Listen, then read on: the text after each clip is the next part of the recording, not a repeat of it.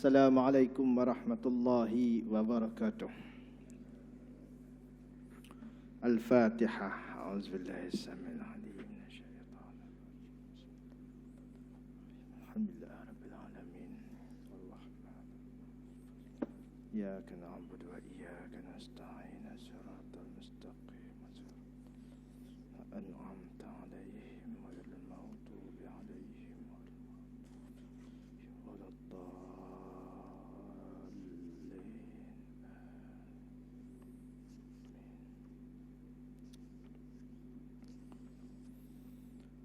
Alhamdu wassana'u lillahi azza wa jalla. Wassalatu wassalamu ala habibina wa syafi'ina wa dhukhrina wa maulana Muhammad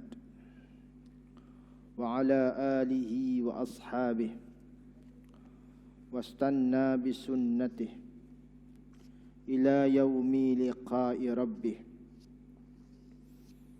Allahumma la sahla illa ma ja'altahu sahla wa anta ya Allah in syi'ta taj'alul khazna sahla. Allahumma astur auratana wa amin raw'atana ya akramal akramin.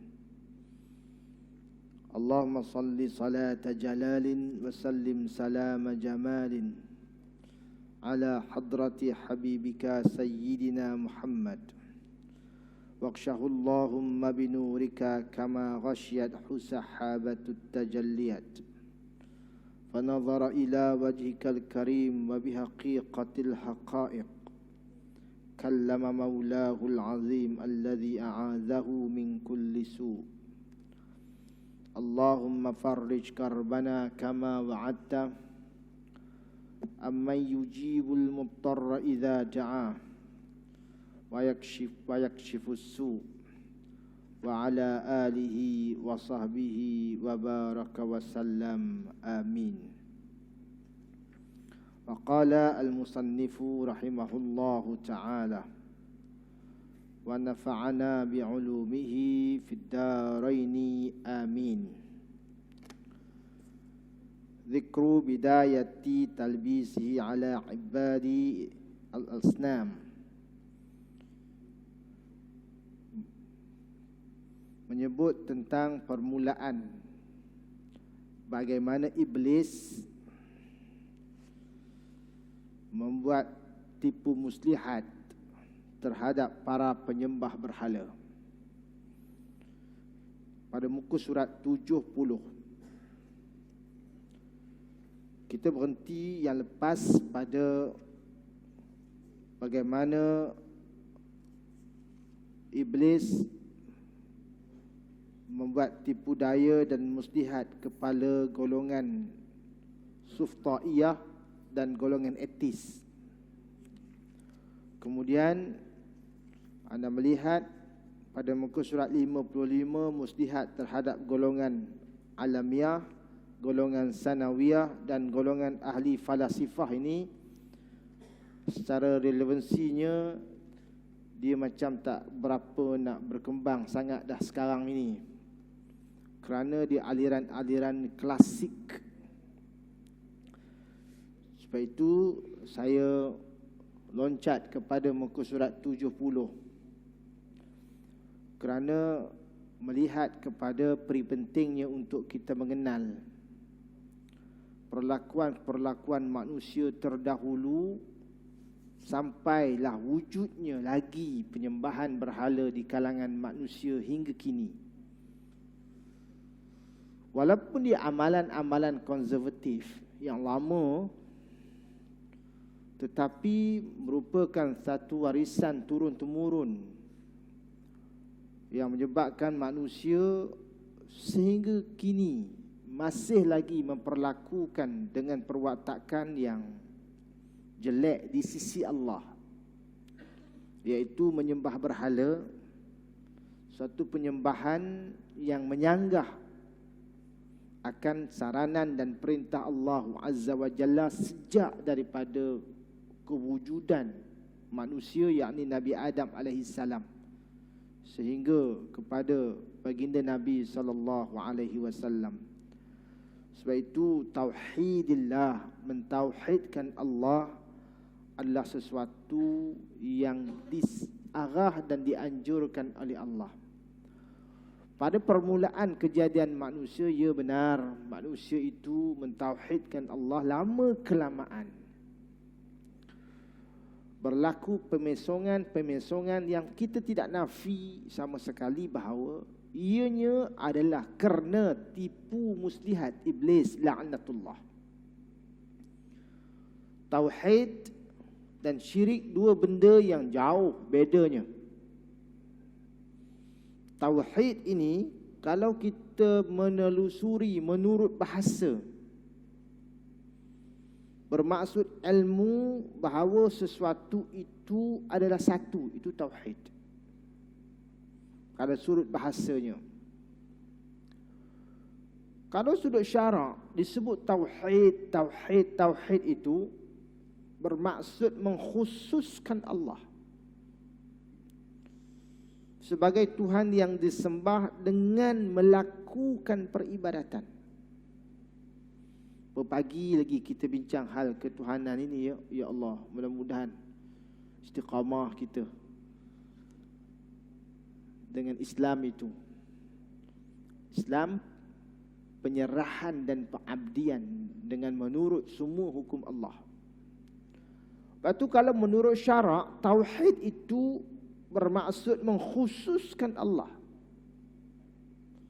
sebagai Tuhan yang disembah dengan melakukan peribadatan dengan disertai dengan apa? Tentang keesaan Allah. Disertai dengan i'tiqad, dengan keyakinan tentang keesaan Allah dari sudut zat, sifat dan perbuatannya. Jadi tuan yang dirahmati oleh Allah, mari kita telusuri kitab karangan Al-Alim Al-Allamah Ibn Jauzi Al-Baghdadi ni. Bukan Ibn Jauzi Ibn Qayyim tu, guru bukan. Ini Ibn Jauzi Al-Baghdadi yang dilahirkan di Baghdad tahun 500 Hijrah. Orang confuse, orang kata ini kitab Ibn Jauzi, guru kepada Ibn Qayyim ke tak? Ini Ibn Jauzi Al-Baghdadi. Kitab Mau'izah, benar, bagaimana nak mengingati agar manusia mewaspadai setiap fasa hidup dia ada musuh yang tak nampak, yang terlalu bahayanya iblis. Dia tarik manusia supaya pergi menemankan ia ke dalam neraka Allah. Sebab itu orang kata iblis dia seronok dia tarik orang pergi neraka Allah. Dia masuk dalam neraka, dia api, neraka api. Dia tak rasa apa. Mau tak? Siapa kata gitu?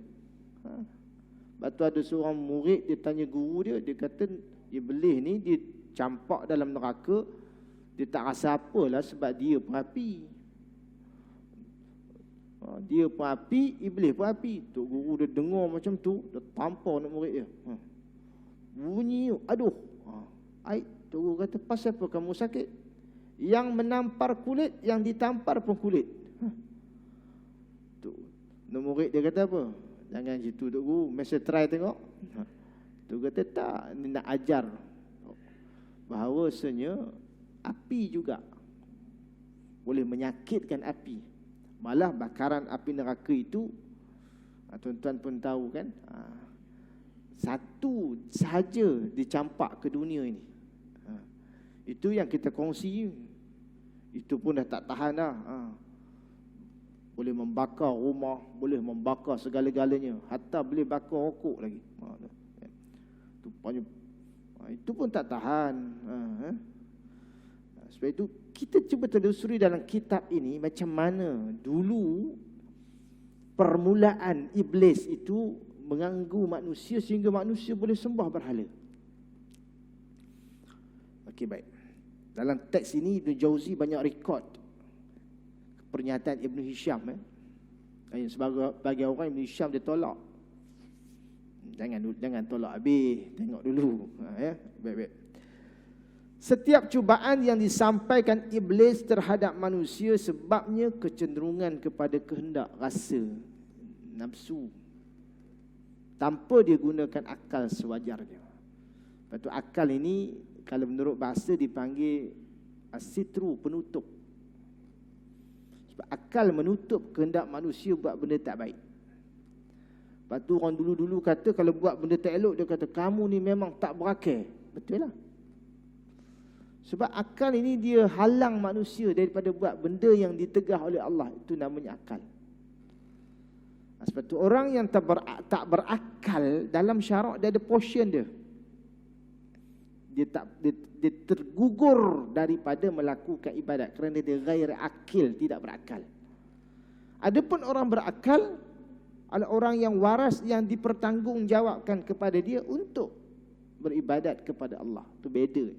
Lepas tu Islam akil balik 3 syarat ini dalam semua hukum mesti compulsory sifat dia. Baik. Ketika rasa senang kepada sosok teladan, maka iblis ajak banyak manusia, maka menyembahlah mereka akan gambar, akan berhala, akan ukiran. Sebab itu di antara mereka ada yang memandang bahawa sosok gambar itu satu-satunya Tuhan yang hendak disembah. Ada sebahagian yang lain kata bahawa penyembahan itu kurang total, kurang layak diberikan kepada sosok gambar itu. Dia ada dua kecenderungan manusia. Pertama dia letak gambar itu, dia kata inilah Tuhan. Mula-mula okey bagi cantik. Kemudian akhirnya disembah. Penyembahan total betul. Tolak terus Tuhan, sembah Allah, sembah berhala. Ada sebahagiannya dia buat je. Dia kata tak, Allah ada, Tuhan Allah ada, tapi yang ini kita saja buat supaya nak dekat je. Kita guna dia sebagai mekanisme sahaja, wasilah sahaja, wahana sahaja. Sebahagian daripada manusia. Baiklah, mari kita tengok apa yang disebut oleh Ibn Jauzi. Kata Ibn Jauzi, akhbarana Hisham bin Muhammad bin Sa'ib al-Halabi. Berkata ia, akhbarani abi, bapaku memberitahuku.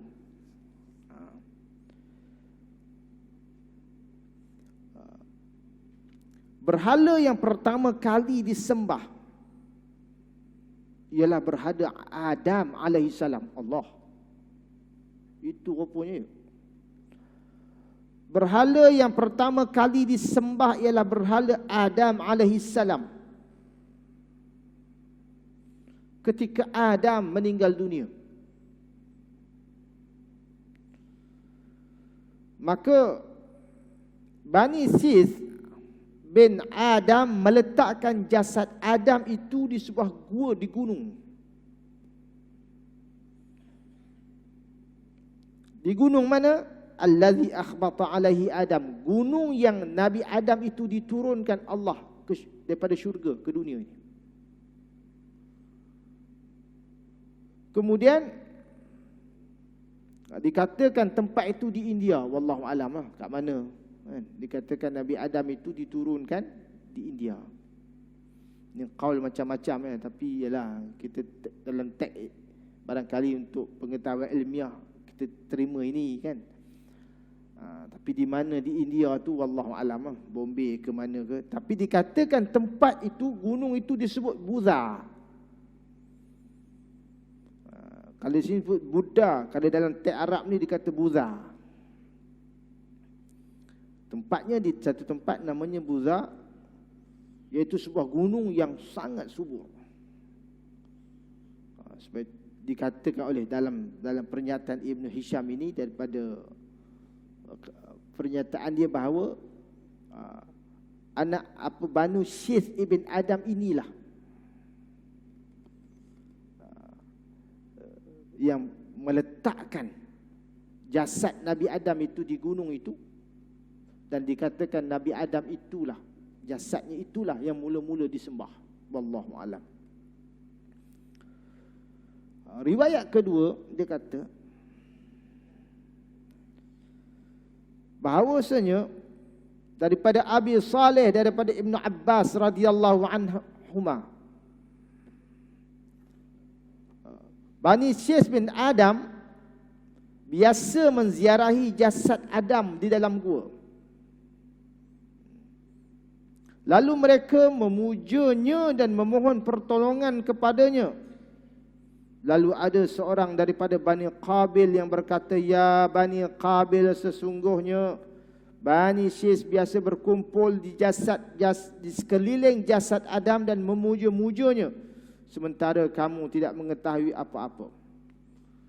Maka orang itu membuatkan sebuah berhala bagi mereka dan dia pula pertama kali membuatnya. Ini sejarah menunjukkan bahawa bermula sudah perbuatan menyembah manusia selain daripada Allah. Ini menurut teks Ibn Hisham. Berkata lagi Ibn Hisham, ayahku memberitahu bahawasanya Wud, Suwa', Ya'uz, Ya'uq dan Nasra. Tuan-tuan boleh rujuk dalam surah Nuh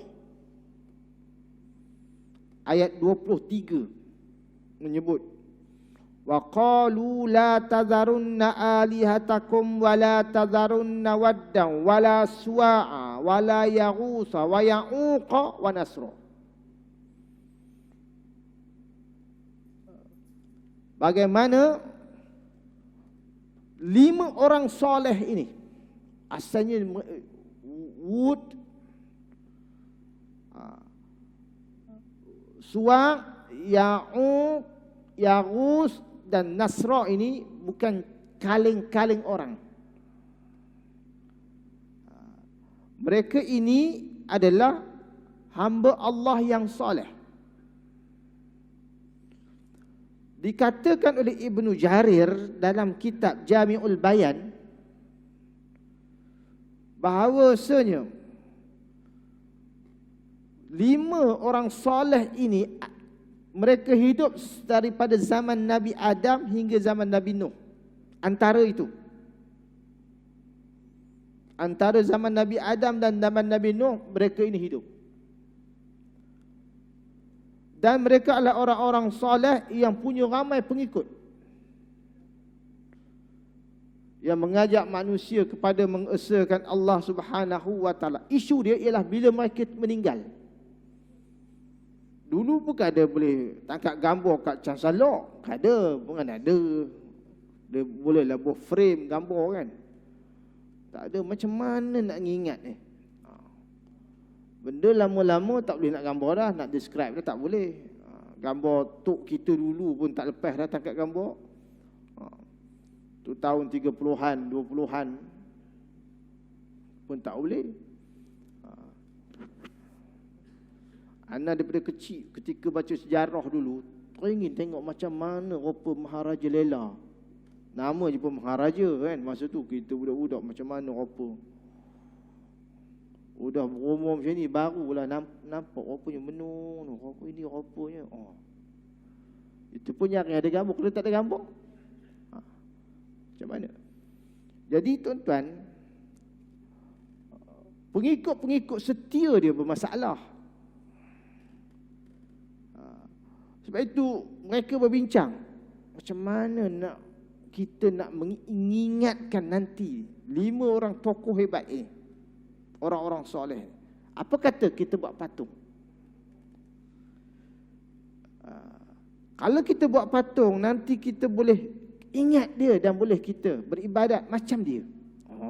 Itu punca. Akhirnya tuan-tuan, asal nak ingat, asal nak beribadat macam dia, akhirnya sembah dia.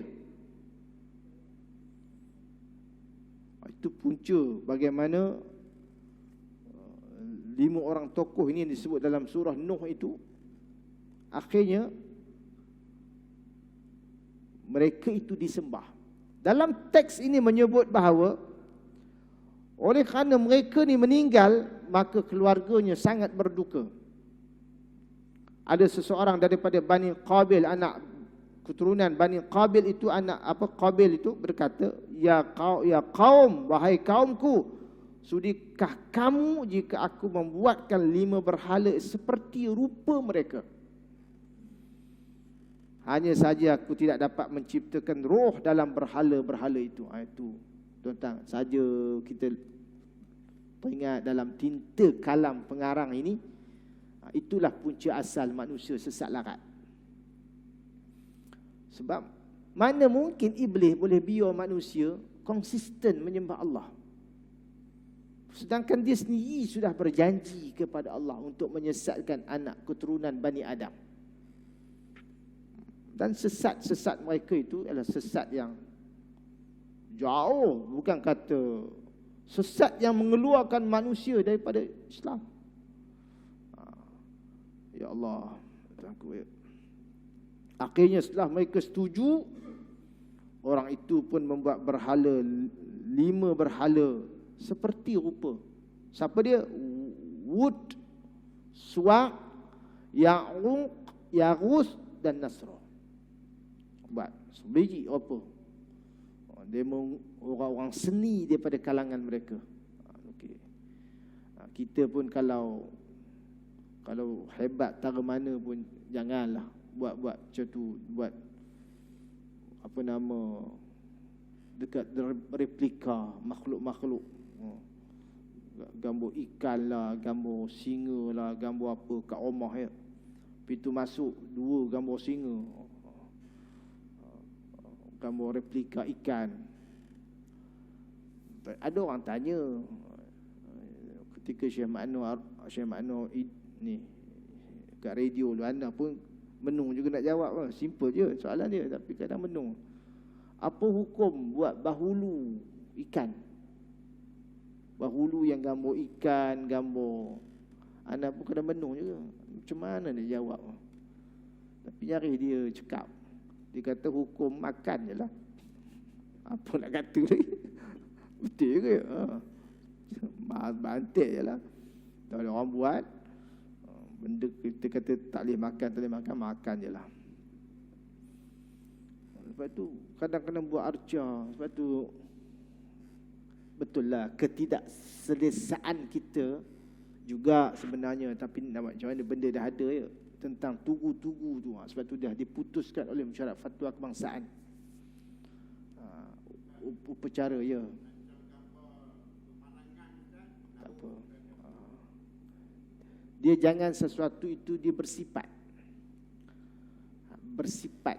gambar makhluk yang hidup yang bersifat.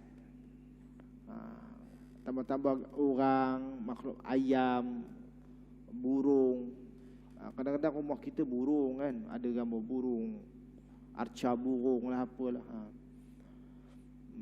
Kita kalau boleh patung-patung macam tu kita keluarkan daripada rumah kita, kerana hatta ulama menyebut permainan anak-anak pun, permainan cucu-cucu kita pun, patung-patung baby, cucu kan, kalau boleh jangan disusun, atur sebaik mungkin. Hatta habis macam mana anak-anak itu harus bermain dengan alat-alat itu, tambah-tambah anak baby-baby perempuan, budak-budak perempuan, tapi jangan dihiaskan dia. Disusun kat tepi TV tu, nampak cantik. Tak. Kalau boleh letakkan dalam kotak, simpan saja. Sampai tahap macam tu, bagaimana ikhtiatinya. Kerana iblis ini dia cekap daripada kita, dan dia mengetahui kekekokan kita dalam mengadun hati kita sendiri. Dia tahu macam mana nak masuk, macam mana nak biar, macam mana nak kalau dah tengah bagus, tengah kuliah, dia pun tahu biar dulu. Sekarang tunggu dia keluar. Dia pun tahu, dia pun dah ada SOP-nya sendiri kan. Baiklah. Itu satu. Kita cuba layangkan fikiran kita menurut teks, macam mana rupa manusia sesat dulu. Baiklah. Akhirnya setelah mereka setuju buat rupa lima orang soleh ini,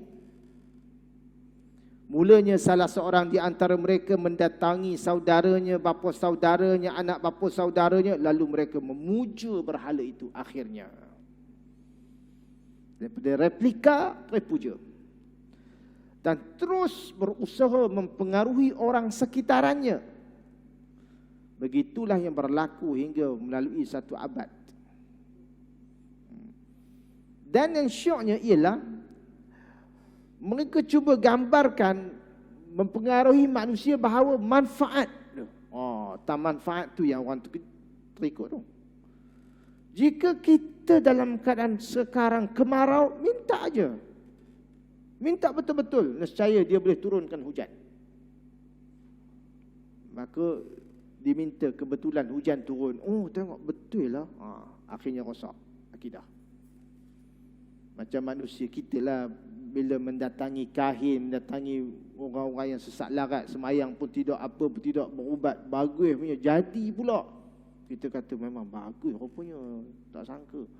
Dia mengatakan, dia semayang pun tidak, mana pernah nampak masjid. Itu hal lain, tapi jadi. Percaya, mempercayai, total pula, rosak. Allahu Akbar. Kemudian tiba masa Yazid bin Mahlabil bin Qainan bin Al-Anwasi bin Syais bin Adam. Maka bermula yang kedua, bermula abad ketiga. Habis berturut-turut daripada satu generasi kepada satu generasi. Akhirnya mereka sembah berhala dan mereka memohon syafaat di sisi Allah, menjadikan berhala itu sebagai salah satu wahana. Tuan-tuan yang dirahmati oleh Allah, itu salah satu. Okey, rujuk muka surat 72. Ini